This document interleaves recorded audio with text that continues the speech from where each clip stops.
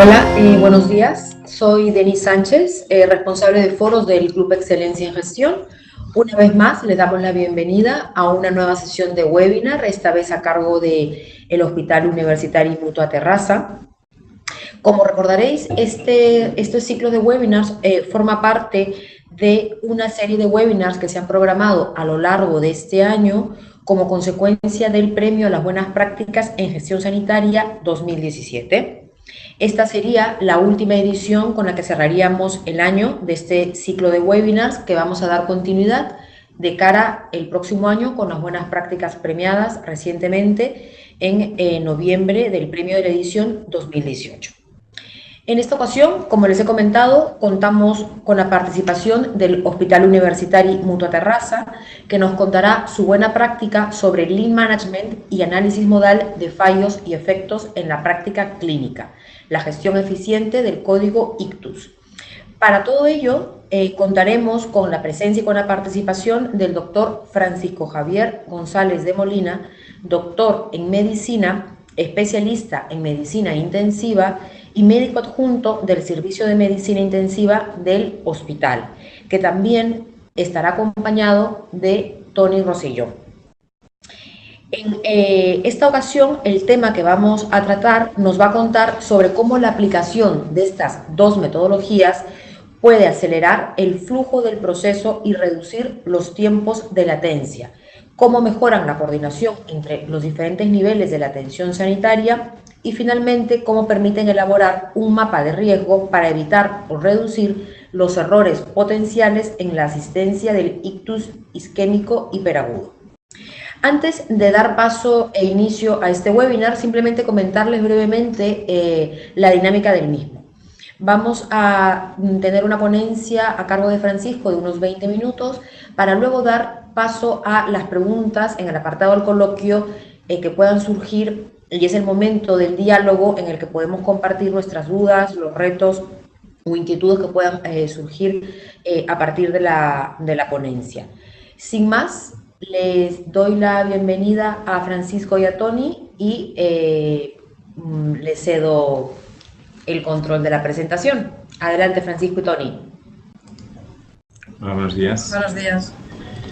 Bueno, primero pues agradecer al Club de Excelencia en Gestión que podamos presentar este proyecto, que seguro que nuestros oyentes consideran interesantes en cuanto a los resultados y tanto que nosotros Bueno, como ya han anunciado, la aplicación de dos metodologías de gestión clínica, que es el Lean Management y el análisis modal de fallos y efectos, en la organización de nuestro circuito del código ICTUS que usamos en nuestra área de referencia correspondiente al Hospital Universitario Mutua de Terrassa. Pues bien, como ya sabéis, el código ICTUS es una emergencia médica. Es decir, que cada minuto que pasa desde el inicio del ictus hiperagudo, pues nosotros perdemos una masa, digamos, cerebral por la oclusión de esta arteria cerebral y, por lo tanto, es un tratamiento tiempo dependiente para poder mejorar la supervivencia del paciente y disminuir de forma significativa la discapacidad que puede provocar este ictus isquémico. Por lo tanto, nosotros tenemos un periodo ventana a partir del cual nosotros podemos utilizar un tratamiento médico. En este caso vamos a hablar de la trombolisis intraarterial. Y este tratamiento pues lo que hace es la revascularización de esta arteria cerebral en este periodo ventana. Tenemos un tiempo de hasta 4 horas y media, aunque no es que tengamos ese tiempo real, sino que cuanto antes lo hagamos, mejor va a ser el pronóstico y por lo tanto se convierte en una auténtica emergencia médica. Vamos a los antecedentes en nuestra área. Nosotros, la Generalitat de Cataluña, con el CatSalut en el año 2003, desarrolla el Plan Director de Enfermedad Vascular Cerebral y establece en Cataluña un modelo territorial de atención al enfermo con ictus agudo. Y sus objetivos principales de este modelo fueron facilitar el acceso de los pacientes con ictus agudo a una atención y tratamiento urgentes y especializados bajo un criterio de equidad territorial. Y luego también pues, facilitar, por supuesto, el tratamiento trombolítico de aquellos enfermos que eran tributarios a recibirlo. En base a eso, en el año 2006, se establecen diferentes áreas de referencia del código ITUS que funcionaban de forma independiente y se desarrollaron sobre la base de 3 criterios fundamentales: casuística, población residente y tiempos de traslado o isócronas. Bueno, nuestro hospital entonces en ese año, en el 2006, se convierte en un centro de referencia del ictus y nosotros somos un hospital universitario de 420 camas con una área de referencia de unos 500.000 de habitantes. Nosotros en ese momento, en el año 2006, pues teníamos unas limitaciones muy importantes. Éramos un hospital que no disponía de unidad de ictus, es un hospital que no disponía de un neurólogo de guardia, es decir, teníamos servicio de neurología, pero solamente en horario laboral, y tampoco disponíamos de radiología por la noche. Teníamos nuestro radiólogo hasta las 8 de la tarde, pero en horario nocturno teníamos que recurrir a la teleradiología para informar ese TAC craneal que se hacía en el código ITUS. Y hasta ese momento pues, no existía una cultura de la asistencia al ictus como una emergencia médica. Recordemos que antiguamente pues, el ictus pues, en gente pues, mayor pues, se daba tratamiento antiagregante y subían a una planta de hospitalización convencional sin hacer nada más. Es decir, que había unas limitaciones importantes para, digamos, arrancar con esta nueva emergencia médica llamada código ITUS. Bueno, nosotros en aquel momento lo hicimos como mejor pudimos, hicimos nuestro circuito intrahospitalario para la asistencia al código ITUS y en el año 2006 la verdad es que para cuando llegó durante el año 2006 al 2010 no nos fue del todo mal. Es decir, si vemos en la gráfica de aquí abajo, nuestros tiempos puerta aguja, es decir, desde que llegaba el paciente a urgencias hasta que se le aplicaba el tratamiento adecuado, pues pasaban solamente 45 minutos. Recordemos que el estándar eran 60 minutos. Por lo tanto, estábamos muy por debajo del estándar de calidad en 45 minutos.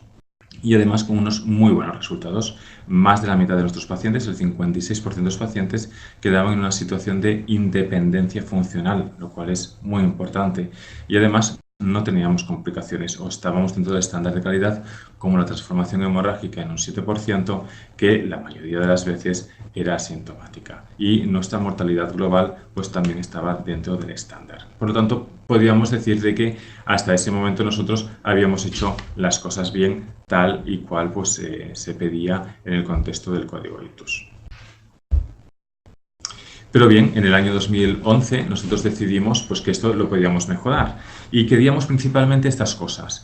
Sabíamos que podíamos hacerlo más rápido, que la instalación de ese tratamiento que era tiempo dependiente podía acortar esos tratamientos de poderle ofrecer la fibrinolisis endovenosa a ese paciente. Y además lo queríamos hacer con precisión. Precisión en el diagnóstico, cumpliendo todos los criterios de inclusión y exclusión y en un ambiente extremadamente seguro. Es decir, no someter al paciente a riesgos. Y por lo tanto, queríamos hacer un mapa de riesgos para no equivocarnos. Lo queríamos hacer rápido, preciso y con seguridad. Y esto tenemos que tenerlo en cuenta dentro de una gran complejidad.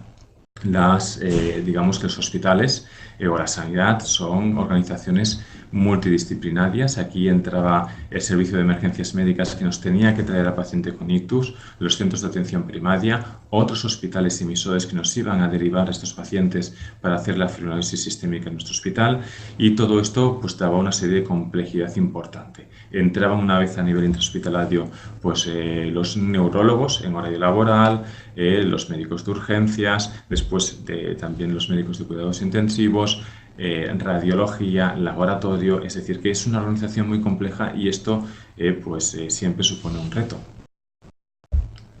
Bien, y para eso pues pensamos, ¿qué nos lo puede ayudar? Pues el Lean Management. Recordemos que el Lean Management es un modelo de gestión enfocado a la creación de flujo para poder entregar el máximo valor a los clientes en el menor tiempo posible, con la mejor calidad en su producción y la mejor relación de coste. Y por lo tanto lo que hace es eliminar todo aquello que es innecesario, que no aporta ningún beneficio en ese proceso al paciente y por lo tanto representa un despilfarro, ya sea económico, ya sea de tiempo, ya sea de recursos, y que realmente no supone un beneficio. Y por lo tanto pues, quisimos utilizar esta metodología cuyo origen ya viene de la empresa automovilística que se ensayó con Taiichi Ohno como director de la Toyota. Y como nosotros, bueno, estos son, por ejemplo, digamos, las bases del Lean Management. Si nos fijamos en el centro, lo que queremos es hacer, eliminar todo lo que es el despilfarro, simplificar las cosas al máximo, es decir, que sea un flujo muy bien definido, muy bien estandarizado y, por lo tanto, muy, muy simplificado. Luego hablaremos de las 5 S y también de algunos otros conceptos del Lean Management.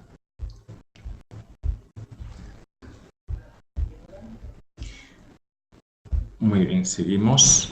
Bien, en la metodología de Lean Management está el Value Stream Mapping. Se representa una serie como de líneas y diagramas, pero lo hemos representado en una forma más gráfica para poder ser mejor entendido. Fijaos que aquí está lo que nosotros deseábamos. ¿Qué queremos? Pues queremos que el código ITU sea atendido en el menor tiempo posible por un equipo complejo multidisciplinario. Queremos que ese equipo multidisciplinario vaya al point of care, es decir, al paciente, y ahí se hagan las cosas de una forma rápida. Y además queremos que cuando se active el código ITUS sea cuando realmente se necesita activar y que no que estemos continuamente activando a gente que luego realmente pues, no está en el contexto de un tratamiento fibrinolítico. Así es como nosotros lo teníamos diseñado previamente. El paciente pues resulta que llegaba a triage, se triaba al paciente, se pasaba a nivel 2 de urgencias, allí se avisaba al médico de urgencias, el médico de urgencias intentaba contactar con el neurólogo, se había que hacer fibrinólisis, como no había unidad de ictus, se tenía que hacer la unidad de cuidados intensivos, había que buscar una cama, mientras tanto había que hacer el TAC, el TAC. A veces la mesa de TAC estaba ocupada y todo esto suponía una continua demora, digamos, en este circuito.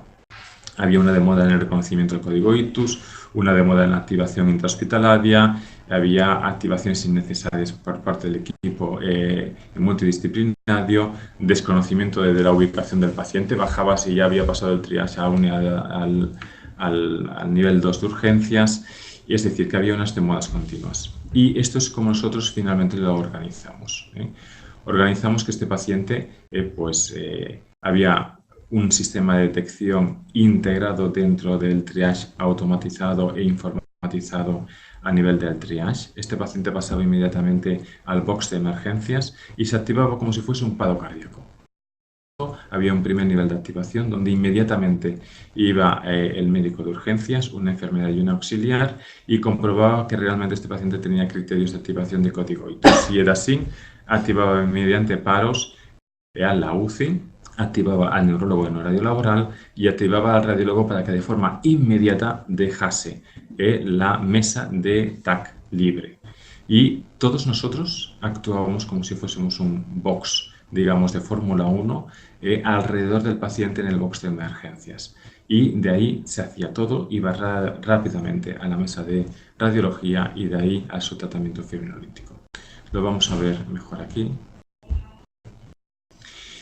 Fuimos viendo además que había, por ejemplo, a nivel de laboratorio, la enfermera sacaba las muestras, las dejaba encima de la mesa, eso se quedaba ahí eternamente hasta que alguien se daba cuenta de que había que procesar, digamos, esas muestras analíticas. Después se salía el resultado, pero no se notificaba a la persona que tenía que decidir si eran correctas o no.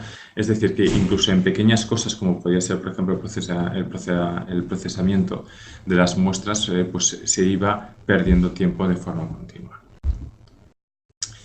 Otra de las cosas que nos preocupaba mucho era que se hiciesen las cosas bien hechas y que no se sometiese al paciente a un riesgo y por lo tanto hicimos un análisis modal de fallos y efectos, es decir, hicimos un mapa de riesgos de todas aquellas tareas que nosotros hacemos durante cada uno de los procedimientos de este proceso del código ITUS y en aquellas cosas que potencialmente nos podíamos equivocar y cómo podíamos evitarlas o poner, digamos, intervenciones que las minimizasen ese riesgo. Y por lo tanto también elaboramos un mapa de riesgos.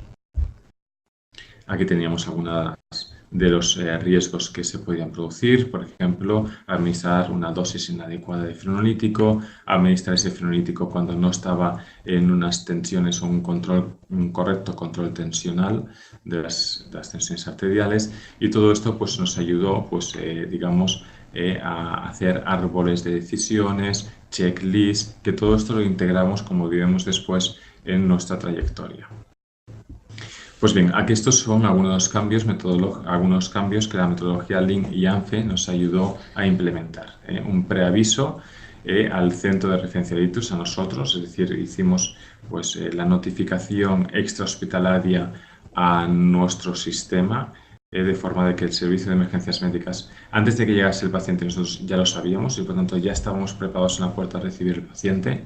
Si se activaba a nivel intrahospitalario, pues había un rápido protocolo de triage, una activación inmediata del equipo de ictus, una ubicación del paciente, el traslado del paciente. El celador también es muy importante, también lo activamos como si fuese un código PAROS. Y esta es pues, un rediseño de nuestra trayectoria clínica multidisciplinaria. Hoy en día esto está informatizado, pero cada columna pues, representa una parte, digamos, de nivel asistencial. Y además por parte de enfermería, por medicina, incluso las auxiliares. Y aquí dicen exactamente todo lo que cada uno tiene que hacer, cómo tiene que hacerlo y en qué momento tiene que hacerlo.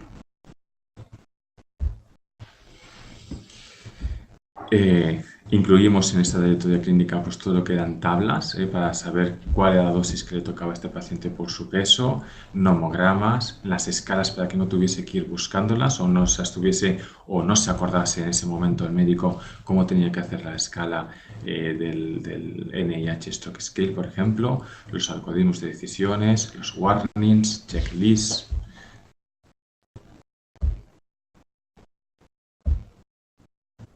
Incluso pues, facilitamos tener todo preparado. Esto, por ejemplo, es un toolkit.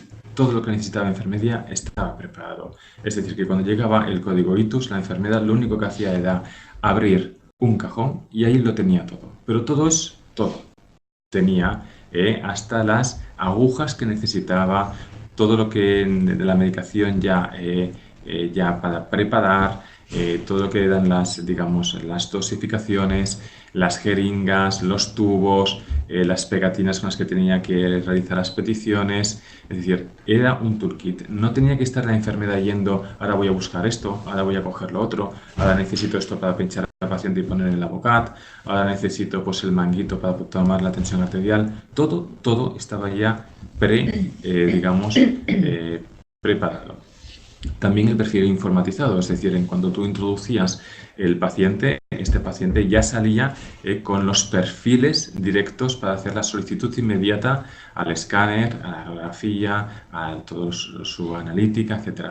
Y estas son las bases de lo que hemos dicho antes del Lean Management, es decir, son por ejemplo, las 5 S. El SEITON, que es sistematizar y ordenar. Todo el mundo sabe lo que tiene que hacer de una forma ordenada. El SEISON, sanear y limpiar. La distribución de tareas bien establecida. Cada uno era responsable de unas cosas y eso lo sabía muy bien. ¿Quién tiene que hacerlo? ¿Cuándo tiene que hacerlo? ¿Dónde y cómo? La auxiliar monitoriza, la enfermera hace el acceso venoso, obtención de muestras, esa auxiliar transporta la muestra, el médico de urgencias explora, hace la historia clínica y mide en su historial a ver si hay algún antecedente de que contraindique, digamos, el tratamiento fibrinolítico. Es decir, todas las personas que estaban ahí sabían qué es lo que tenían que hacer y cómo. Rápida obtención de resultados analíticos, rápida interpretación del TAC e incluso administrábamos el bolus de RTPA en la mesa de TAC.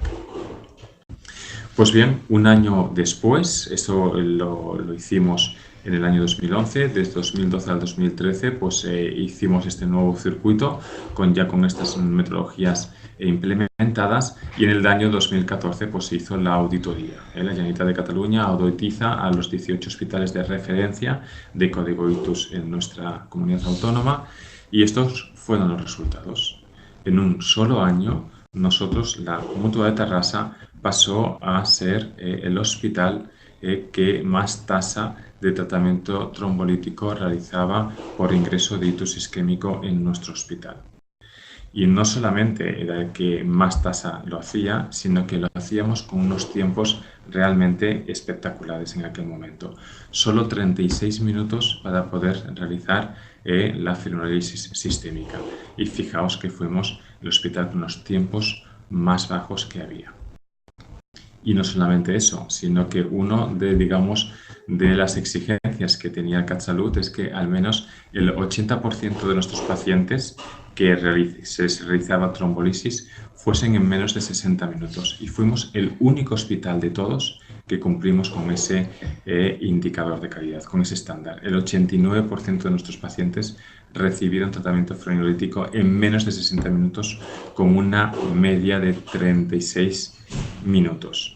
Muy por encima de hospitales que llevaban muchísimo tiempo haciendo ictus con unidades exclusivamente especializadas para código ictus y que tenían muchísima experiencia de muchos años atrás, tales como el Hospital Clínico Provincial, el Hospital de Belviche o el Hospital de Canruti en Badalona. Pues nosotros en un solo año con la implementación de estas metodologías conseguimos situarnos en el benchmarking de estos estándares de calidad. Y además lo hicimos bien, es decir, que tuvimos al 63% de nuestros pacientes con independencia funcional, incluso un 55% con rankings modificados entre 0 y 1 y con una tasa de sangrado no significativo dentro también del estándar de calidad. Es decir, se hizo de forma segura y con unos resultados finales de ausencia de discapacidad muy elevados. Y esto es otro de las grandes ventajas del Lean Management, es decir, que es, digamos, la estandarización del proceso. Fijaos que el 43,8% de las trombolisis se realizaban fuera del horario laboral estipulado, es decir, fuera de lo que son entre las 8 de la mañana y las 5 de la tarde. Es decir, que tuvimos los mismos resultados, tanto si se hacía a las 3 de la madrugada como si se hacía a las 10 de la mañana. Y esto es un claro ejemplo de cómo está bien, digamos, estandarizado todo el proceso. Y esto es lo que se le conoce el Lean Management como Seiketsu, como simplificar, estandarizar.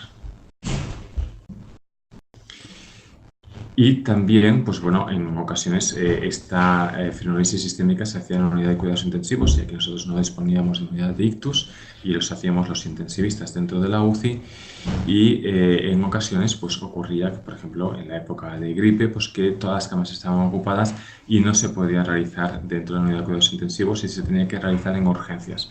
Pues fijaos que cuando comparamos los resultados entre las fibrinolysis realizadas en la UCI o ese 28,6% que se realizaban en urgencias, también obteníamos los mismos resultados. Y por lo tanto es otro ejemplo de la estandarización y la simplificación que se había realizado con este proceso del código ictus, que es el Seiketsu.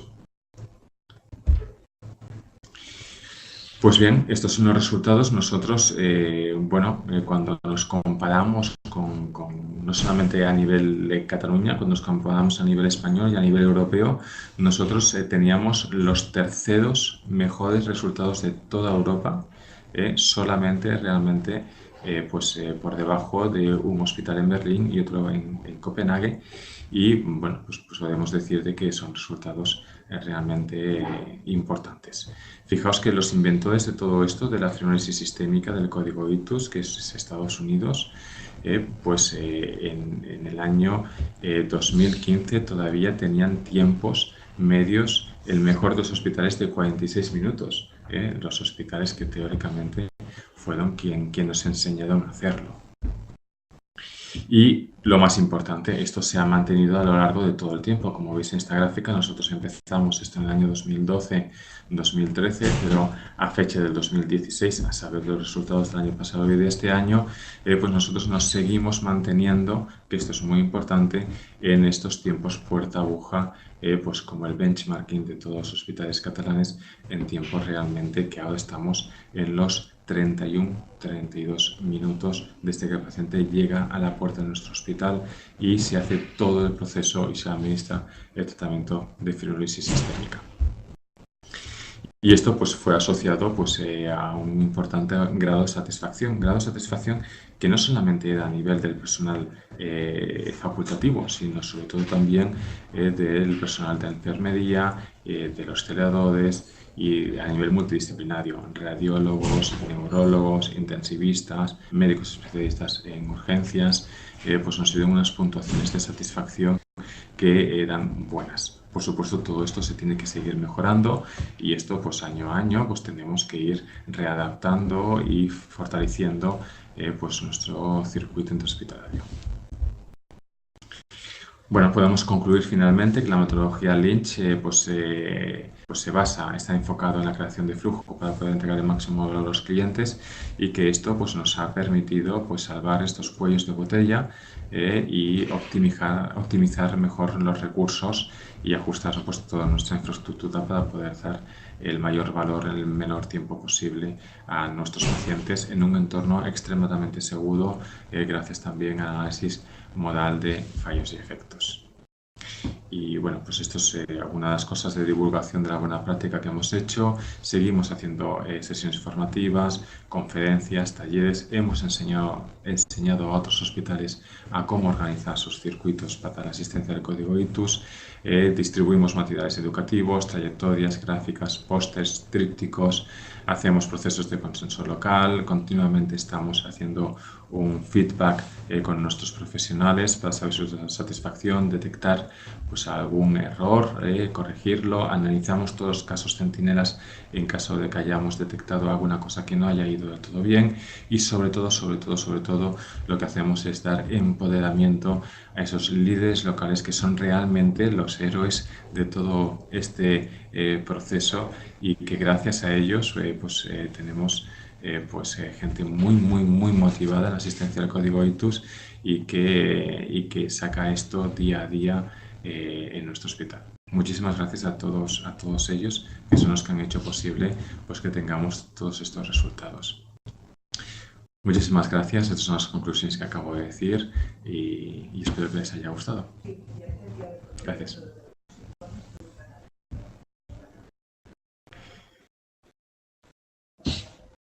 No os oímos, no sé si nosotros... Perdón, muchas gracias, Francisco.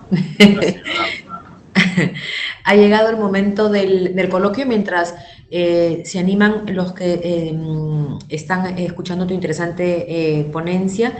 Simplemente recordar que el webinar se está grabando y que pues finalizando el mismo, en breve estaría disponible la grabación. También agradecer a Miquel, que se encuentra también conectado y que nos ha estado escuchando, que no le di la bienvenida al inicio. Francisco, ¿quieres matizar algo, comentar algo referente a la ponencia? A mí se me ocurre una primera pregunta. Veo que toda la buena práctica tiene todo un recorrido a lo largo del tiempo en la evolución un poco también de la gestión del propio hospital y ha ido un poco de la mano. ¿Has encontrado, me imagino, algún tipo de resistencia o se ha hecho muy difícil la colaboración del personal, de todas las personas que estaban directa o indirectamente involucradas con la implementación de la buena práctica? Bueno, realmente inicialmente se dio una resistencia a cambio, como siempre. Es la primera vez que se protocoliza o se quiere hacer eso, hay diferentes cosas de resistencia a cambio. Una de las que me acuerdo ahora rápidamente es podíamos utilizar la participación de los estudiantes, resistencia por parte de servicios de anciana en un box de participación. Puede ser. Sin embargo, después gracias a los de que este va a una parte y el tenía era la relación y sí, yo creo que aquí digamos bueno, en diseñar los resultados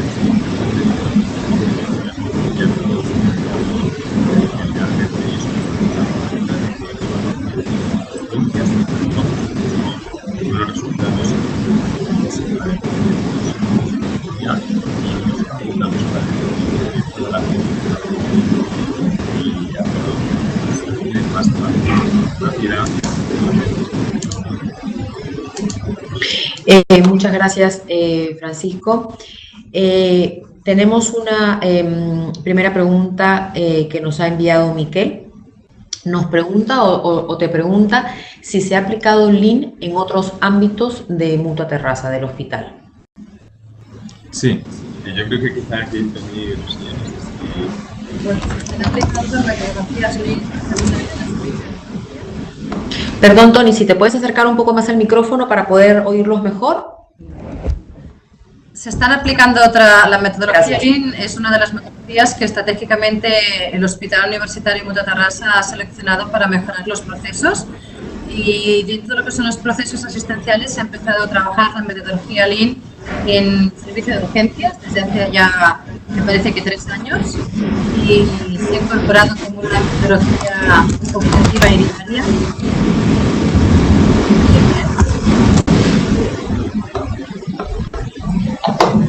Hola. ¿Hola? Sí, te oigo mejor. Sí, vale. Luego también hay otros ejemplos cuando vemos, por ejemplo, en el servicio, en el proceso de ambulatoria, pues cuando se ha identificado un problema en alguno de los circuitos, porque también se utiliza la metodología Lean para lo que es la resolución y las mejoras continuas asociadas. Es decir, es una técnica que utilizamos para el análisis de los procesos. Quirófano también. Muy bien, muchísimas gracias. Nosotros simplemente en lo que recibo alguna pregunta más, recordarles que posterior al webinar vamos a compartir todo el contenido del mismo, la ponencia de Francisco, vamos a facilitar también sus datos de contacto en caso posteriormente se animen a hacerle alguna pregunta ya más directamente. Bueno, de momento no he recibido ninguna otra pregunta, entiendo que todo ha quedado perfectamente claro. Simplemente quería agradecerles el que hubieran participado en esta, que sería ya la última edición del año, el último webinar del año.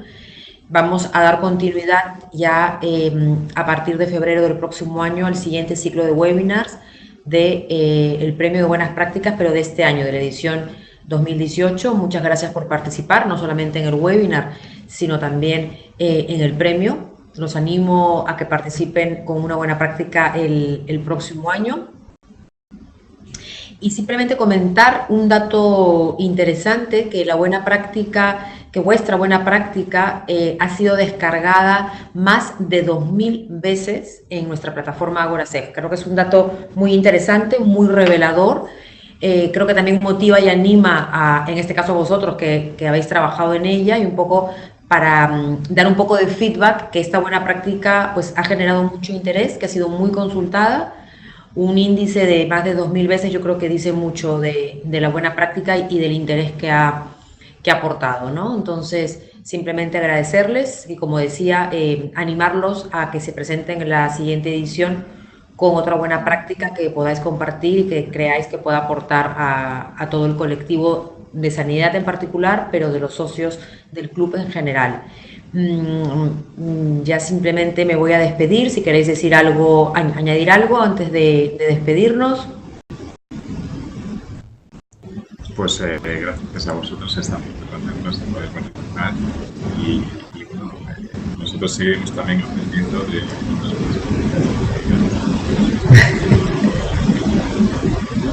Muy bien, pues muchas gracias a los dos, muchas gracias Francisco, muchas gracias Tony, y pues nada, ya nos veríamos el próximo año en la siguiente edición de este ciclo de webinars. Muchísimas gracias por conectarse el día de hoy y hasta la próxima. Muchísimas gracias. Feliz Navidad. Felices fiestas.